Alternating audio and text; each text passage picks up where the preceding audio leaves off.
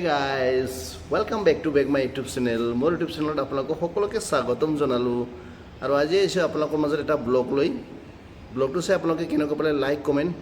কৰি দিবলৈ নাপাহৰিব আৰু যদিহে মোৰ চেনেল নতুন হয় চেনেলটো আপোনালোকে সাবস্ক্ৰাইব কৰি ল'ব আৰু আজি এসে আপোনালোকৰ মাজত যেটো অৰুণোদয় আঁচনি আছে তাৰ বিষয়ে অকমান আপোনালোকৰ মাজত কথা পাতিম আৰু আপোনালোকে শুনি থাকিব আৰু অৰুণোদয় আপোনালোকে 2 বা 3 আগষ্টৰ পৰা আকৌ নিয়মিতভাৱে পাই থাকিব আৰু আমাৰ মামাই কৈ আছে 2 বা 3 আগষ্টৰ পৰা আকৌ নিয়মিতভাৱে আপোনালোকে পাই থাকিব তাৰ কাৰণে আপোনালোকে ব্লগটো স্কিপ নকৰাকৈ শেষলৈ চাই থাকিব আৰু আহকচোন আমি মামাৰ মুখেৰে কথাখিনি শুনো এবাৰ আৰু আমাৰ অসমৰ যেটো চিফ মিনিষ্টাৰ 3 আগষ্টৰ পৰাই আপোনালোকে অৰুণোদয় আঁচনি আগৰ দৰে লাভ কৰিব আগষ্ট মাহৰ পৰা অৰুণোদয় আপোনালোকে মাহেকীয়া নিয়মিতভাৱে পাই থাকিব আৰু আপোনালোকে অলপো চিন্তা কৰিব নালাগে সেই ধৰণে বিনাম আমি যেটো কম দামত চেনি বা দাইল দি আছিলো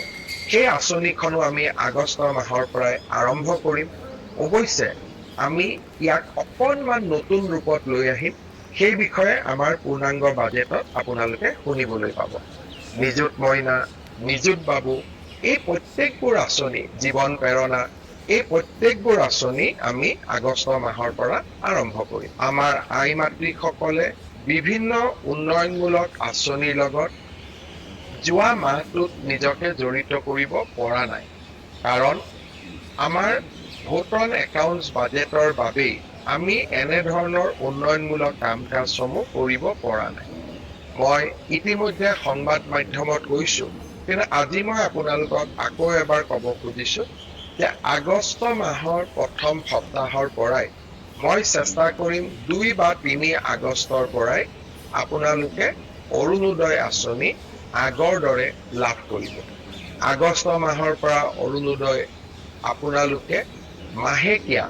নিয়মিতভাৱে পাই থাকিব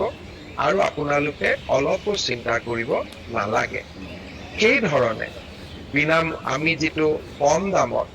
চেনি বা দাইল দি আছিলো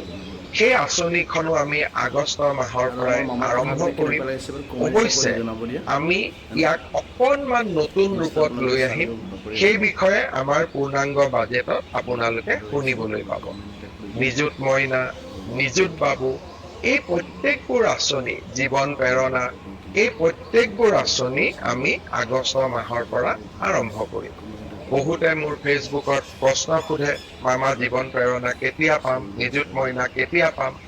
আমি গোটেইবোৰ আঁচনি আগষ্ট মাহৰ পৰা আপোনালোকক দিয়া ব্যৱস্থা কৰিম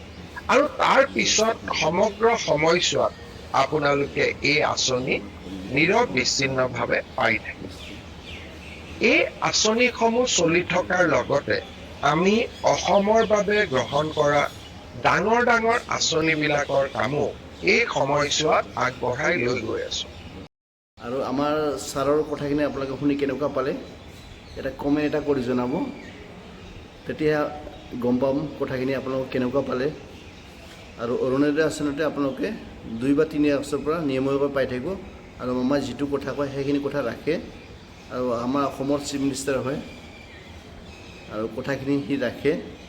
আৰু আজিৰ ব্লগটো ইমানতে সামৰিলোঁ আপোনালোকৰ মাজত আকৌ লগ পাম এনেকুৱা নতুন ব্লগ লৈ আহিম আপোনালোকৰ মাজত বাই বাই